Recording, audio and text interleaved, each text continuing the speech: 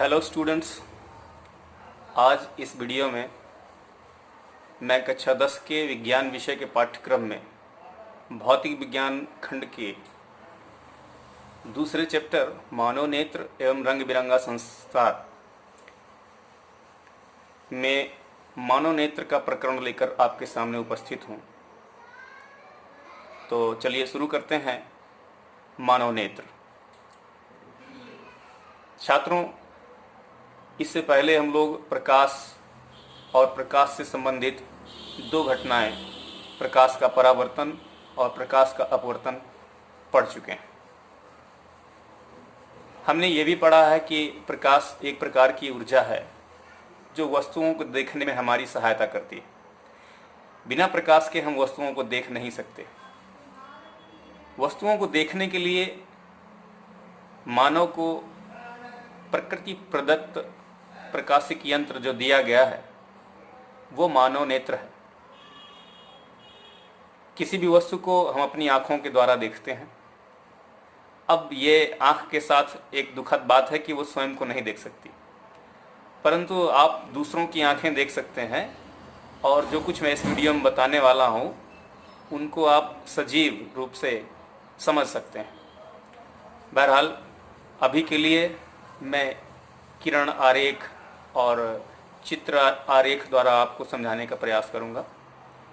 तो शुरू करते हैं मानव नेत्र। विद्यार्थियों, आपके सामने श्वेत पट पर एक चित्र बना हुआ है। इस चित्र में मानव नेत्र के आंतरिक और बाह्य भागों का वर्णन करके मैं आपको समझाता हूं।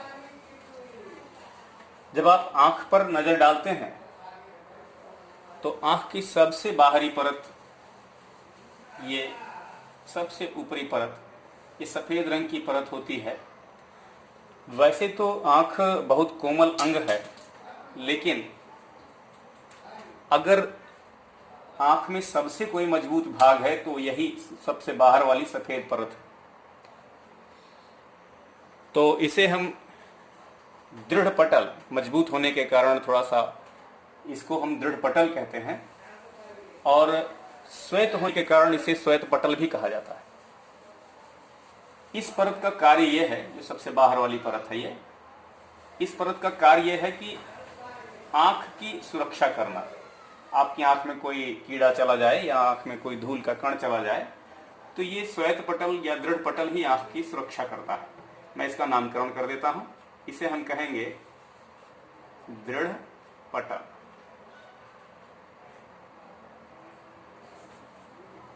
अब अगर आप अपनी आंख बंद करके और इस तरह से अपनी आंख को ऊपर नीचे घुमाएं गोल गोल, तो आप देखेंगे कि आंख के ठीक बीचों बीच भाग में एक उभरा हुआ भाग हमें स्पर्श में आता है।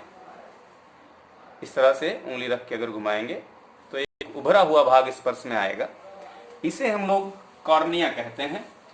ये जो उभरा हुआ भाग है ये कॉर्निया कहलाता है, जिसे मैं यहाँ चित्र में दिखा रहा हूं। ये भाग है कॉर्निया।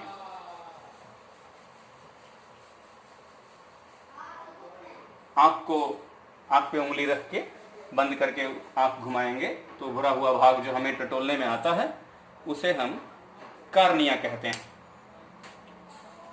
कॉर्निया के ठीक नीचे जैसे ही हम चलेंगे तो यहाँ पर एक अपारदर्शी झिल्ली दिखती है। मैं इस झिल्ली की बात कर रहा हूँ। ये झिल्ली, ये ऊपर भी है, यहाँ भी है। ये अपारदर्शी झिल्ली दिखती है। ये अपारदर्शी झिल्ली ही हमारी आंखों का रंग निर्धारित करती है।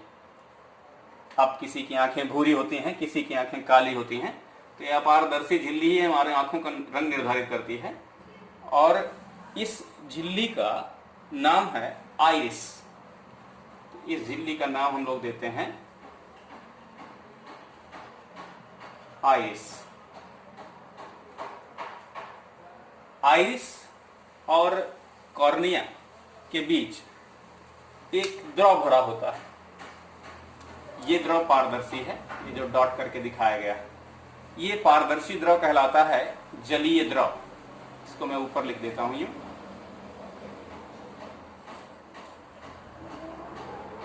जलीय द्रव। तो ये पारदर्शी द्रव जलीय द्रव हो गया। अगर आप अपनी आंख को देखें, मैंने पहले जैसा बताया था, अपनी आंख देख नहीं सकते तो किसी को सामने बिठा लें और उसकी आंख में देखें, तो ये जो कॉर्निया आपको नजर आ रही, टटोलने में आ रही है, इसके ठीक बीचों बीच एक बहुत गहरे रंग का छोटा सा छिद्र दिखाई देता है।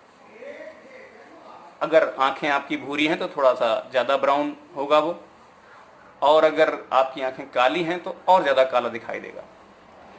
एक छोटा छिद्र गोल गोल दिखेगा, वृत्ताकार। इस छिद्र को हम लोग पुतली या नेत्र तारा कहते हैं। इस छिद्र का काम क्या है, मैं इसको चित्र में पहले दिखा देता हूं। ये यहाँ पे ये छिद्र, ये आइरिस का भाग है यहाँ तक, और ये ऊपर भी आइरिस का भाग है यहाँ तक। तो इन दोनों भागों के बीच का जो छिद्र है, इसे हम कहते हैं पुतली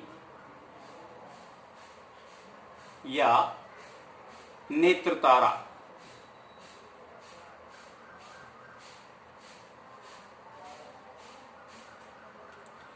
ये पुतली और नेत्र तारे से होकर ही प्रकाश आंख के अंदर प्रवेश करता है। प्रकाश की किरण इसी पुतली या नेत्र तारे से होकर आंख के अंदर प्रवेश करेगी, तब जाके अंदर प्रतिबिंब बनेगा। बहरहाल इस पुतली या नेत्र तारे की एक विशेषता है, वो क्या, ये आवश्यकता अनुसार बड़ा भी हो सकता है और छोटा भी हो सकता है। आपने एक घटना अवश्य महसूस की होगी, कभी ना कभी इस घटना का अनुभव किया होगा कि अचानक से अगर हम अंधेरे से उजाले में पहुंच जाएं तो कुछ देर तक हमारी आंखें बहुत अच्छा काम नहीं करती, हमें वस्तुएं कायदे से दिखाई नहीं देती और थोड़ी देर बाद दिखाई देने लगती। ठीक इसका उल्टा भी आपने कभी ना कभी अनुभव किया होगा कि अगर हम तीव्र प्रकाश वाले स्थान से मंद प्रकाश वाले स्थान में पहुंचें तो कुछ देर हमें देखने में कठिनाई महसूस होती है, और कुछ समय बाद ये समस्या दूर हो जाती है। हम थोड़ा बहुत कुछ आभास करने लग जाते हैं, कुछ देखना शुरू कर देते हैं। तो आपने ये जो बात मैंने आपको बताई कि ये नेत्र तारा या पुतली आवश्यकता अनुसार छोटा हो सकता है, बड़ा हो सकता है, वो इसी कारण ये घटना सामने आती है। और जैसे ही पुतली या नेत्र तारे का आकार बदलता है तो हम लोग देखना शुरू कर देते हैं, हमें दिखाई देने लगता है। इसको इस तरह समझिए, तीव्र प्रकाश की उपस्थिति में पुतली या नेत्र तारा का आकार छोटा होता है, जिससे उचित प्रकाश ही आंख के अंदर प्रवेश करे। और जैसा कि मैंने पहले बताया कि आंख बहुत कोमल अंग है, तो अधिक प्रकाश की मात्रा जाएगी तो चकाचौंध के कारण आंख की भीतरी कोशिकाएं नष्ट हो सकती हैं, कुछ समस्या आ सकती है। इसलिए पुतली या नेत्र तारा तीव्र प्रकाश की उपस्थिति में छोटा होता है, ताकि उचित प्रकाश ही नेत्र के अंदर प्रवेश करे। जैसे ही प्रकाश की मात्रा कम हो जाती है, मतलब अंधेरा स्थान है, तो ये पुतली या नेत्र तारा का आकार बड़ा होता है। बड़ा होने से क्या होगा, जितना भी उपलब्ध प्रकाश है उसकी अधिकाधिक मात्रा आंख के अंदर प्रवेश करेगी, और हम बहुत बढ़िया न देख पाएं लेकिन कुछ तो देख पाएं। तो इसलिए मंद प्रकाश की उपस्थिति में पुतली या नेत्र तारा का आकार बड़ा हो जाता है, ताकि उचित प्रकाश आंख के अंदर जाए, जो भी उपलब्ध प्रकाश है उसकी अधिकाधिक मात्रा आंख के अंदर प्रवेश करे। और जब प्रकाश की मात्रा अधिक होती है उस स्थिति में पुतली या नेत्र तारा छोटा हो जाता है, जिससे कि आंख हमारी चौंधियाए नहीं, हम वस्तु को स्पष्ट देख पाएं और देखने हमें आसानी हो। तो ये पुतली या नेत्र तारा आवश्यकता अनुसार छोटा भी हो सकता है और बड़ा भी हो सकता है। इससे आगे अगर हम अंदर चलें, इससे ठीक आगे, तो एक उत्तल प्रकृति की जैव झिल्ली है। जैव झिल्ली में द्रव भरा हुआ है, पारदर्शी द्रव, और इसकी प्रकृति कैसी है, उत्तल है। तो इस झिल्ली में उत्तल प्रकृति का एक लेंस हमें दिखाई देता है। इस लेंस की विशेषता यह है कि ये इसका बाहर वाला पृष्ठ कम वक्र है और अंदर वाला पृष्ठ अधिक वक्र है। देख रहे हैं आप, यहाँ पे वक्रता ज्यादा है, अंदर वाले पृष्ठ की वक्रता अधिक और बाहर वाले पृष्ठ की वक्रता कम होती है। तो ये जो संरचना हमें दिख रही है, इसे हम कहते हैं नेत्र लेंस। मैं इसे यहाँ L के रूप में लिखे दे रहा हूँ अंदर, ताकि आपकी पहचान में रहे कि लेंस कौन सा है। कौन सा भाग इसमें नेत्र में? लेंस है। तो ये भाग लेंस कहलाता है। लेंस पश्चिमाभिकी पेशियों द्वारा, यहाँ पे इधर दोनों तरफ पश्चिमाभिकी पेशियों द्वारा टिका रहता है आइरिस के साथ। तो यहाँ पे जो पेशियां होती हैं उन्हें हम कहते हैं पश्चिमाभिकी पेशियां।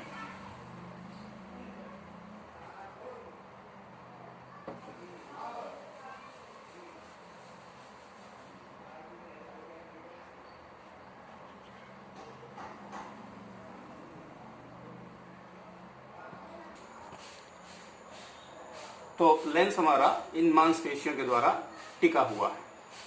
इधर भी मांसपेशियां हैं, इधर भी मांसपेशियां हैं। इस लेंस की भी एक विशेषता है, वो क्या? इस लेंस की फोकस दूरी इन मांसपेशियों द्वारा आवश्यकता अनुसार बदली जा सकती है। अगर ये पेशियां इसे खींच देंगी तो लेंस की वक्रता कम हो जाएगी, और अगर दबा देंगी तो लेंस की वक्रता बढ़ जाएगी। अगर वक्रता बढ़ेगी तो फोकस दूरी घटेगी, और अगर लेंस खींच के पतला कर दिया गया तो फोकस दूरी बढ़ जाएगी। तो आवश्यकता अनुसार फोकस दूरी बढ़ भी सकती है और आवश्यकता अनुसार फोकस दूरी घट भी सकती है। तो इस तरह से ये लेंस परिवर्ती फोकस दूरी का है। इसी विशेष क्षमता को हम नेत्र लेंस की समंजन क्षमता भी कहते हैं। तो इस तरह से ये फोकस दूरी घटी बढ़ सकती है, आवश्यकता अनुसार घटाई जा सकती है, बढ़ाई जा सकती है इन मांसपेशियों के द्वारा। अब जब हम इससे आगे चलते हैं तो यहाँ जो द्रव भरा हुआ है, पारदर्शी द्रव, इसे कहते हैं काचाभ द्रव या कांच द्रव। काचाभ द्रव या कांच द्रव। इस द्रव का अपवर्तनांक 1.336, यहां मैं लिखे दे रहा हूं, 1.336 होता है। एक द्रव यहां पर भी कॉर्निया और आइरिस के बीच में, लेंस के बीच में भी भरा हुआ है, जिसे हम लोग जलीय द्रव कहते हैं। इसका अपवर्तनांक, इस जलीय द्रव के बारे में आपको पहले बता चुका हूं, इसका अपवर्तनांक 1.44 होता है। सॉरी, ये भी लगभग 1.336 होता है। और जो लेंस पारदर्शी द्रव भरा हुआ है लेंस में, झिल्लियों, लेंस के रूप में जैव झिल्ली के अंदर, इसका अपवर्तनांक ये होता है 1.44। उसको यहाँ पर लिखने की जगह नहीं, चलिए कोई बात नहीं, आप जान लीजिए कि ये लेंस में जो द्रव भरा हुआ है पारदर्शी द्रव, उसका अपवर्तनांक 1.44 होता है। तो चले आगे चलते हैं। ये जो दृढ़ पटल या श्वेत पटल हम लोगों ने देखा था, इसके ठीक नीचे की जो परत है, ये इसे हम लोग कोरोइड कहते हैं। सेकंड, ये जो दूसरी परत है, इसे कहेंगे कोरोइड। ये परत कहलाती है कोरोइड। इस कोरोइड में रक्तवाहिनियों की मात्रा पाई जाती है। इसमें बहुत सारी रक्तवाहिनियां होती हैं। ठीक जो तीसरी परत हमें नीचे दिखाई दे रही है, ये प्रकाश संवेदी कोशिकाओं से बनी हुई एक परत होती है, जिसे हम लोग कहते हैं रेटिना। इस परत का नाम है रेटिना। आंख, हम जिस किसी वस्तु को देख रहे होते हैं जब कभी भी, तो उस वस्तु का प्रतिबिंब इस रेटिना पर ही बनता है। इस रेटिना में दो प्रकार की कोशिकाएं पाई जाती हैं, एक शंक्वाकार और दूसरी बेलनाकार या दंडाकार। शंक्वाकार कोशिकाओं का कार्य है रंग का विभेद करना, रंग को पहचानना, जबकि दंडाकार कोशिकाओं का कार्य है प्रकाश की तीव्रता पहचानना। तो इसमें दो प्रकार की कोशिकाएं हैं, शंक्वाकार, ये पहचानती हैं रंग, और दूसरी कोशिकाएं दंडाकार या बेलनाकार, इन्हें शलाका भी कह सकते हैं दंडाकार कोशिकाओं को।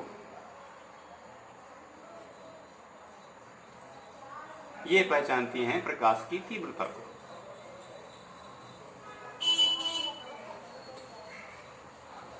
प्रकाश तीव्र है या प्रकाश मंद है, इसकी पहचान दंडाकार कोशिकाओं द्वारा, और प्रकाश किस रंग का है इसकी पहचान शंक्वाकार कोशिकाओं द्वारा।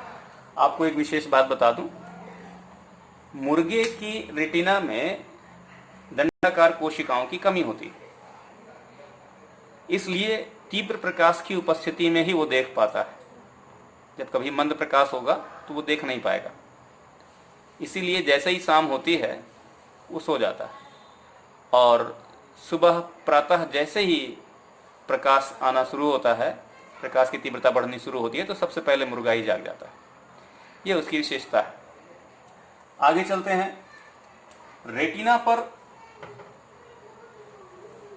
मध्य में एक बिंदु होता है, ये बिंदु मैं यहाँ पर दिखा रहा हूं।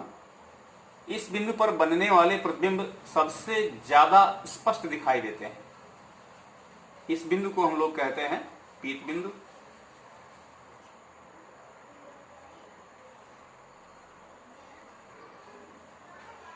रेटिना पर ही प्रकाश शिराएं यहां से जुड़ती हैं, इन्हें हम प्रकाश तंत्रिकाएं भी कह सकते हैं। ये प्रकाश के लिए जो भी संवेदना उत्पन्न होगी रेटिना पर, उस संदेश को मस्तिष्क तक पहुंचाती है। तो ये प्रकाश शिराएं रेटिना पर जहां पर आके जुड़ती हैं, इस बिंदु पर बनने वाला प्रतिबिंब हमें दिखाई नहीं देता, इसलिए इस बिंदु को कहते हैं अंध बिंदु।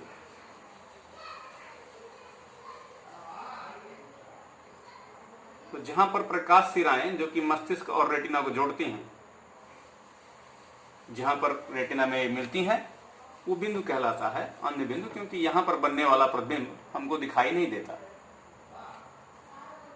अब बात करते हैं, आंख के लगभग सभी भागों का वर्णन हमने कर लिया, समझ लिया। अब हम लोग बात करते हैं कि नेत्र से प्रतिबिंब कैसे बनता है और किस प्रकार बनता है। तो जब भी कोई वस्तु नेत्र के सामने रखी होती है,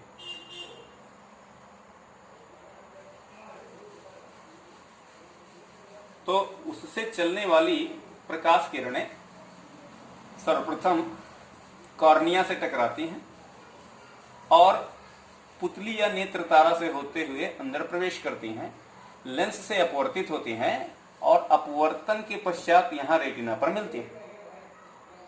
इसके लिए आवश्यकता अनुसार नेत्र लेंस की फोकस दूरी बदल भी सकती है, मैंने आप लोगों को पहले ही बताया। तो आवश्यकता अनुसार फोकस दूरी बदलकर प्रतिबिंब सदैव रेटिना पर ही बनता है। जब प्रतिबिंब रेटिना पर बनेगा तो उस प्रतिबिंब की प्रकृति कैसी होगी उस पर विचार करें। तो हमने पढ़ रखा है कि उत्तल लेंस द्वारा 5 स्थितियों में, जब तक कि वस्तु लेंस और लेंस के फोकस के बीच में ना हो, तब तक वस्तु का प्रतिबिंब उल्टा ही बनता है उत्तल लेंस द्वारा। इसलिए जो भी सामने वस्तु होगी उसका प्रतिबिंब उल्टा बनता है रेटिना पर। इसका अर्थ यह हुआ कि किसी वस्तु को भी हम देखते हैं उसका प्रतिबिंब हमारे रेटिना पर उल्टा बनता है, परंतु हमारा मस्तिष्क बहुत अनुभवशील है और अपने अनुभव द्वारा उन वस्तुओं के प्रतिबिंब को वो सीधा देख लेता है। प्रकाश शिराओं द्वारा जो भी संदेश पहुंचा वो उल्टे प्रतिबिंब का पहुंचता है, लेकिन अनुभव के द्वारा हम वस्तुओं के प्रतिबिंब को सीधा देख लेते हैं। इस प्रकार प्रतिबिंब रेटिना पर उल्टा बनेगा, लेकिन मस्तिष्क अनुभव के द्वारा उसको सीधा देख सकता है। इसमें हमें कोई कठिनाई नहीं होती। छात्रों, अब हम विचार करते हैं कि नेत्र से वस्तुएं देखी कैसे जाती हैं, किस प्रकार हम नेत्रों से वस्तुओं को देख पाते हैं। तो जब कभी कोई वस्तु नेत्र के सम्मुख आती है तो वस्तु से चलने वाली प्रकाश किरणें सर्वप्रथम कॉर्निया पर गिरती हैं, उसके बाद जलीय द्रव कॉर्निया से अंदर प्रवेश करके पुतली नेत्र तारा से होते हुए जलीय द्रव और लेंस पर अपवर्तित होती हैं और रेटिना पर प्रतिबिंब बनाती हैं। तो इससे संबंधित 2 किरण आरेख मैंने आपके सामने यहाँ बना रखे हैं। ये किरण आरेख उस स्थिति के लिए है जब वस्तु दूर स्थित है। जब वस्तु दूर स्थित होती है तो हम लोग जानते हैं दूर स्थित वस्तुओं से आने वाली प्रकाश किरणें परस्पर समांतर मानी जाती हैं। तो समांतर प्रकाश किरणें आती हैं और नेत्र लेंस द्वारा अपवर्तित होकर रेटिना पर आपस में मिल जाती हैं। जहां पर ये किरणें आपस में मिलती हैं, ठीक उसी बिंदु पर रेटिना पर वस्तु का प्रतिबिंब बन जाता है। इस प्रतिबिंब को मैंने यहाँ आई से प्रदर्शित किया है। इस स्थिति में जबकि वस्तु दूर स्थित है, तो दूर स्थित आने वाली प्रकाश किरणें परस्पर समांतर हैं। तो इस प्रकार की स्थिति में हमारे नेत्र लेंस की फोकस दूरी, या ये कहें कि नेत्र लेंस को जो थामे रहने वाली, पकड़े रहने वाली पेशियां विश्राम की स्थिति में होती हैं। इसलिए इस अवस्था को हम श्रांत नेत्र की स्थिति भी कहते हैं। जब वस्तु अनंत पर है, दूरी पर है और उस समय प्रतिबिंब बन रहा है, तो ये श्रांत नेत्र भी कहा जाता है। तो इस किरण आरेख द्वारा आप देख रहे हैं कि दूर स्थित वस्तुओं का प्रतिबिंब हमारे आंख की रेटिना पर किस प्रकार बनता है। दूसरे किरण आरेख पर अगर बात करें, ये किरण आरेख निकट स्थित वस्तुओं के प्रतिबिंब रेटिना पर किस प्रकार बनते हैं प्रदर्शित कर रहा है। निकट स्थित वस्तु से चलने वाली प्रकाश किरणें जब हमारे नेत्र लेंस तक पहुंचती हैं, तो मांसपेशियों द्वारा नेत्र लेंस की फोकस दूरी घटा दी जाती है। अर्थात हम अपने नेत्र लेंस की समंजन क्षमता का प्रयोग करते हैं। फोकस दूरी घटा दी जाएगी और फिर से वस्तु का प्रतिबिंब रेटिना पर ही बनेगा। इस प्रकार वस्तु चाहे दूर हो या वस्तु निकट हो, दोनों ही स्थितियों में प्रतिबिंब रेटिना पर ही बनता है। एक बात और यहाँ जोड़ना चाहूँगा, निकट स्थित वस्तु देखने के लिए हमारी आँख की समंजन क्षमता का प्रयोग हमें करना पड़ता है। हमारे आँख की जो फोकस दूरी है नेत्र लेंस की, वो घटा दी जाती है। इसी विशेष क्षमता को हम लोग समंजन क्षमता कहते हैं। लेकिन इसकी भी एक सीमा है। अगर वस्तु को निकट लाते जाएं, आँख के बहुत निकट लाते जाएं, तो एक ऐसी स्थिति आएगी जब वो वस्तु हमें स्पष्ट दिखाई नहीं देगी। तो इस तरह से नेत्र से वह निकटतम बिंदु जहां तक हम वस्तु को स्पष्ट देख सकते हैं, उस बिंदु को कहते हैं निकट बिंदु। फिर से दोहरा देता हूं, हमारी आंख से निकट स्थित वह बिंदु जहां पर स्थित वस्तु का प्रतिबिंब हम स्पष्ट रूप से देख सकते हैं, उस बिंदु को निकट बिंदु कहते हैं। और वह अधिकतम दूरी पर स्थित बिंदु जहां तक हम वस्तु को स्पष्ट देख सकते हैं, वो बिंदु दूर बिंदु कहलाता है। इस प्रकार आंख के लिए दो बिंदु हमने परिभाषित किए, एक दूर बिंदु और दूसरा निकट बिंदु। इन दोनों बिंदुओं के बीच अर्थात निकट बिंदु हमारी आंख का और दूर बिंदु, निकट बिंदु और दूर बिंदु के बीच का जो क्षेत्र है उसे हम कहते हैं दृष्टि विस्तार या दृष्टि क्षेत्र। एक और जानकारी आप लोगों को देता हूं, स्वस्थ नेत्र के लिए, अगर आंख स्वस्थ है, उसमें कोई खराबी नहीं है, कोई दोष नहीं है, तो स्वस्थ नेत्र के लिए निकट बिंदु 25 सेंटीमीटर दूर स्थित होता है। इसे हम लोग स्पष्ट दृष्टि की न्यूनतम दूरी भी कहते हैं। ये दूरी मैं यहां प्रदर्शित कर रहा हूं चित्र में। ये दूरी कैपिटल डी से प्रदर्शित कर सकते हैं और ये दूरी होती है 25 सेंटीमीटर। तो स्वस्थ नेत्र के लिए निकट बिंदु की दूरी 25 सेंटीमीटर, जबकि दूर बिंदु की दूरी स्वस्थ नेत्र के लिए अनंत होती है। इस प्रकार दृष्टि क्षेत्र जो आपका बना वो आंख से 25 सेंटीमीटर दूर से लेके अनंत तक, 25 सेंटीमीटर से अनंत तक, आंख से 25 सेंटीमीटर का बिंदु निकट बिंदु हो गया, इसे स्पष्ट दृष्टि की न्यूनतम दूरी कहेंगे। और अनंत तक, 25 से अनंत तक का जो क्षेत्र है उसे हम कहेंगे दृष्टि विस्तार। इस प्रकार आज के इस वीडियो में हमने सीखा कि मानव नेत्र के कौन कौन से भाग हैं और उन भागों का क्या कार्य है। साथ ही हमने सीखा कि नेत्र की समंजन क्षमता क्या होती है। इसके बाद हमने सीखा कि नेत्र का दूर बिंदु और नेत्र का निकट बिंदु ये क्या है, इसके बारे में जाना। हमने एक और बात इस वीडियो में जानी, वो ये कि निकट बिंदु से दूर बिंदु तक के बीच का जो क्षेत्र है उसे हम दृष्टि विस्तार कहते हैं, दृष्टि क्षेत्र कहते हैं। 25 सेंटीमीटर से कम दूरी पर स्थित वस्तुएं हमें दिखाई नहीं देती, इसलिए 25 सेंटीमीटर की जो दूरी है वो स्वस्थ नेत्र के लिए स्पष्ट दृष्टि की न्यूनतम दूरी कहलाती है। अगले वीडियो में हम लोग सीखेंगे दृष्टि दोष और उसका निवारण। स्वस्थ नेत्र के लिए दूर बिंदु अनंत और निकट बिंदु 25 सेंटीमीटर की दूरी पर होता है। जब ये बिंदुओं की स्थिति बदल जाती है तो नेत्र में दृष्टि दोष आ जाते हैं। इन दोषों के बारे में हम लोग अपने अगले वीडियो में सीखेंगे। आज के इस वीडियो में बस इतना ही। आशा करता हूँ आप लोगों को समझ में आया होगा और आप पुनः अपने इस वीडियो को देखेंगे और नोटबुक में ये चित्र और किरणारेख बनाएंगे। साथ ही जो परिभाषाएं मैंने आपको बताई उनको भी नोटबुक में नोट कर लेंगे। तो आज के लिए बस इतना ही। बहुत बहुत धन्यवाद।